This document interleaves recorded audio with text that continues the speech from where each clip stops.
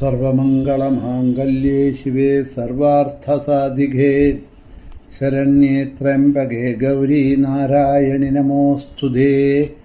ദേവീ ശരണം അമ്മേ ശ്രീഹരയേ നമഃ. സുപ്രഭാതം, ശുഭദിനം. എല്ലാ ധന്യാത്മാക്കൾക്കും പുലർകാല വന്ദനം. ശ്രീമദ് ഭാഗവത നിത്യപാരായണ പരമ്പരയുടെ ഇന്നത്തെ യജ്ഞവേദിയിലേക്ക് സുസ്വാഗതം. നവമസ്കന്ധം തൃതീയ അധ്യായമാണ് ഇന്നലെ പറഞ്ഞ് സമർപ്പിച്ചത്. വിരാട് പുരുഷനിൽ നിന്നും പ്രപഞ്ച സൃഷ്ടി ഉണ്ടായതിനെ അവിടെ ദീർഘമായിട്ട് ഒരു വ്യത്യസ്തമായ രീതിയിൽ ഇവിടെ ദേവി ഭാഗവതത്തിൽ നരനാരായണ ഋഷി നാരദർക്ക് അവലോകനം ചെയ്തു കൊടുക്കുന്നു. ഭാഗവതത്തിലെയും സൃഷ്ടികളെ വർണ്ണിക്കുന്നുണ്ട് ശ്രീശുകൻ ഒരു പരീക്ഷത്തിനും പിന്നീട് വിതുരർക്ക മൈത്രേയരും. ഏതാണ്ട് തത്വങ്ങളൊക്കെ ഒന്നു തന്നെയാണ് എങ്കിലും അവതരണത്തിലും കഥയിലും അല്പസ്വല്പം വ്യത്യാസങ്ങളുണ്ട് എന്ന് മാത്രമേ ഉള്ളൂ. അവിടെയും ആ വിരാട് പുരുഷൻ ഒരു അണ്ഡമായിട്ട്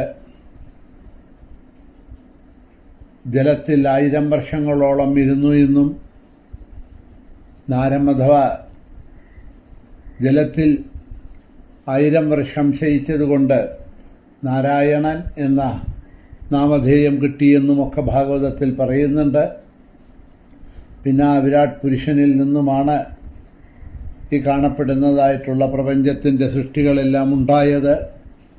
ആ വിരാട് പുരുഷൻ്റെ ശരീരം തന്നെയാണ് ഈ 14 ലോകങ്ങളായിട്ടും ആ ശരീരത്തിലെ വിവിധ ഭാഗങ്ങൾ തന്നെയാണ് നദിയായും മലയായും പുഴയായും സമുദ്രമായും മരമായും അങ്ങനെ പലതുമായിട്ടും ഈ ഭുവനത്തിൽ കാണപ്പെടുന്നത് എന്നും അവിടെ വർണ്ണിച്ചിട്ടുണ്ടായിരുന്നു. അതേ തത്വങ്ങളെ തന്നെ മറ്റൊരു രീതിയിൽ ഇവിടെ അവതരിപ്പിച്ചു എന്ന് മാത്രമേ ഉള്ളൂ. അങ്ങനെ നാരദൻ ചോദിച്ചതനുസരിച്ച് ആ വിരാട് പുരുഷനിൽ നിന്നും സൃഷ്ടിക്കപ്പെട്ട പ്രപഞ്ച സൃഷ്ടിയെക്കുറിച്ച് അവിടെ ദീർഘമായി പറഞ്ഞുകൊടുത്ത് ഇനി എന്താണ് സംശയങ്ങൾ അങ്ങക്ക് എന്ന് ചോദിച്ചപ്പോഴാണ് അടുത്ത 4-ാമത്തെ അധ്യായം തുടങ്ങുന്നത്. സരസ്വതി സ്തോത്ര പൂജാദികളെയാണ് ഈ അധ്യായത്തിൽ നാരായണ ഋഷി പറഞ്ഞുകൊടുക്കുന്നത്. നാരദൻ ചോദിക്കണു, ശ്രുതം സർവം മയാ പൂർവം ത്വൽപ്രസാദാൽ സുധോപമം അധുനാ പ്രകൃതീനാം ച വ്യസ്തം വർണ്മയ പൂജനാം. അങ്ങയുടെ കൃപ കൊണ്ട് അമൃതതുല്യമായിട്ടുള്ള കഥകൾ എല്ലാം എനിക്കിതാ കേൾക്കാൻ കഴിഞ്ഞു. ഇനി മൂലപ്രകൃതിയിൽ നിന്ന് ജനിച്ച ഓരോ ദേവതയുടെ പൂജയെപ്പറ്റി വർണ്ണിച്ച് പറഞ്ഞു തന്നാലും ആര് ഏത് ദേവിയെ പൂജിച്ചു, എങ്ങനെ അത് ഈ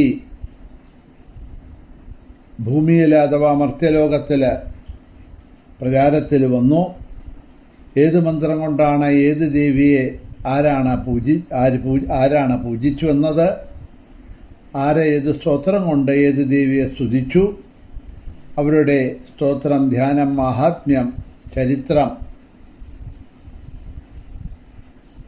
ആർക്കെല്ലാം അവർ വരം നൽകിയിട്ടുണ്ട് തുടങ്ങിയതായിട്ടുള്ള എല്ലാം എനിക്ക് വർണ്ണിച്ച് കേൾക്കാൻ ആഗ്രഹമുണ്ട്, പറഞ്ഞു തന്നാലും എന്നുള്ള ചോദ്യമാണ് നാരദൻ ഇവിടെ നാരായണ ഋഷിയോട് ചോദിക്കുന്നത്. അതനുസരിച്ച് നാരായണ ഋഷി അതിനുള്ള മറുപടികൾ പറയാൻ തുടങ്ങണു. ഗണേശ ജനനീ ദുർഗാരാധ ലക്ഷ്മി സരസ്വതി സാവിത്രി ച സൃഷ്ടിവിധൗ പ്രകൃതി പഞ്ചധാ സ്മൃത.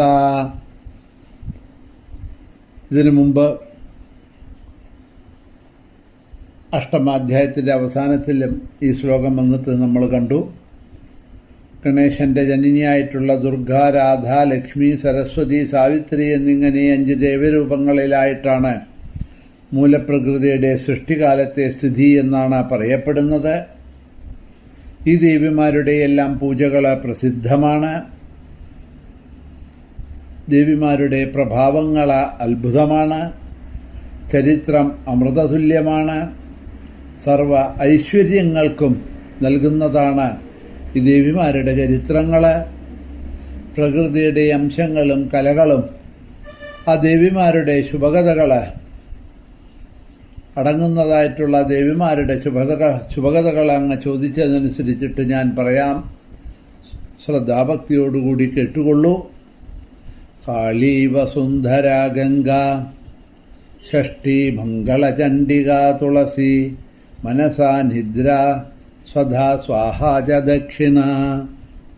കാളീ വസുന്ധര ഗംഗ, ഷഷ്ഠി മംഗളചണ്ഡിക തുളസി, മനസാ നിദ്ര സ്വധാ സ്വാഹാ ദക്ഷിണ.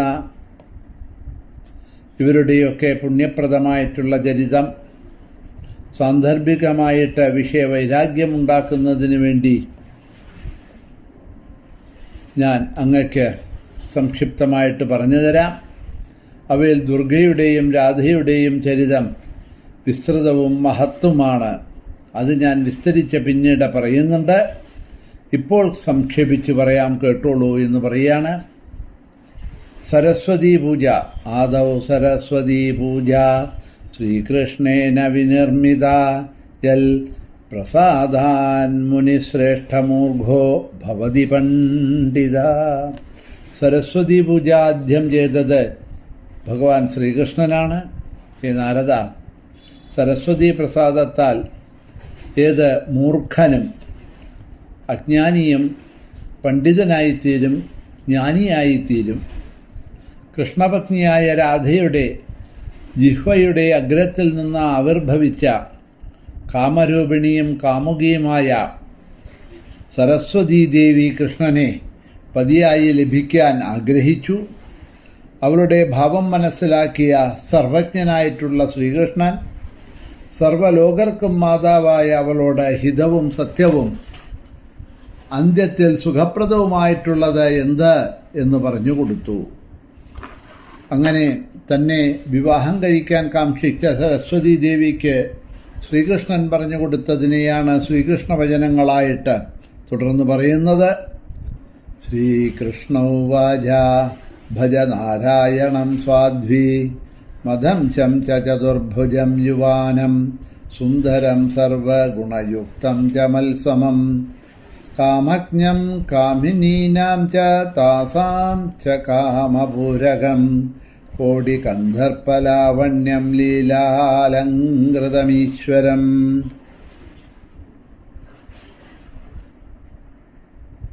ഹേ സരസ്വതി, എൻ്റെ അംശഭൂതനും ചതുർഭുജനുമായിട്ടുള്ള നാരായണനെ സ്വീകരിച്ചോളൂ. അദ്ദേഹം യുവാവും സുന്ദരനും സർവഗുണ സമ്പൂർണനും എനിക്ക് തുല്യനുമാണ്. അദ്ദേഹം കാമനികളുടെ കാമത്തെ അറിയുന്നവനും അവരുടെ കാമങ്ങൾ നിറവേറ്റുന്നവനുമാണ്. കോടി കാമദേവന്മാർക്ക് തുല്യനും ലീലാമയമായ ദിവ്യാലങ്കാരങ്ങളാൽ അലങ്കൃതനും എല്ലാറ്റിനും സമർത്ഥനും ആണ്. എന്നെ ഭർത്താവാക്കി ഇവിടെ തന്നെ വാഴാനാണ് ആഗ്രഹിക്കുന്നത് എങ്കിൽ അത് നിനക്ക് ശുഭമാവില്ല. നിന്നെക്കാൾ സമർത്ഥയാണ് രാധ. അതുകൊണ്ട് ഹേ സരസ്വതി, രക്ഷിക്കുന്നവൻ രക്ഷിക്കപ്പെടുന്നവനേക്കാൾ ബലവാനായിരിക്കണം. എങ്കിലല്ലേ അന്യനെ രക്ഷിക്കാൻ കഴിയുള്ളൂ. സ്വയം കഴിവില്ലാത്ത ഒരുവൻ അന്യനെ എങ്ങനെയാ രക്ഷിക്കുന്നത്? ഞാൻ സർവേശ്വരനും സകലരും അനുശാസിക്കുന്നവനുമാണ്. എന്നാൽ രാധയെ ശാസിച്ചു നിർത്താൻ ഞാൻ ആളല്ല. കാരണം തേജസ്സുകൊണ്ടും രൂപഗുണാദികൾ കൊണ്ടും എനിക്ക് തുല്യമാണ് രാധ. പ്രാണന് അധിഷ്ഠാന ദേവതയാണ് അവൾ. പ്രാണനെ ഉപേക്ഷിക്കാൻ ആർക്ക് കഴിയും? പുത്രൻ പോലും ആർക്കെങ്കിലും പ്രാണനേക്കാൾ പ്രിയനാണോ? അതുകൊണ്ട് നീ വൈകുണ്ഠത്തിലേക്ക് പോകൂ. അങ്ങനെ ചെയ്താൽ നിനക്ക് നന്മയുണ്ടാവും. നാരായണനെ ഭർത്താവായി സ്വീകരിച്ച് ദീർഘകാലം സുഖമനുഭവിക്കുക. ലോഭം, മോഹം, കാമം, ക്രോധം, അഭിമാനം, ഹിംസ ഇത്യാദികളൊന്നും ഇല്ലാത്തവളാണ് ലക്ഷ്മി. അവൾ തേജസ്സുകൊണ്ടും രൂപഗുണാദികൾ കൊണ്ടും നിനക്ക് തുല്യയുമാണ്.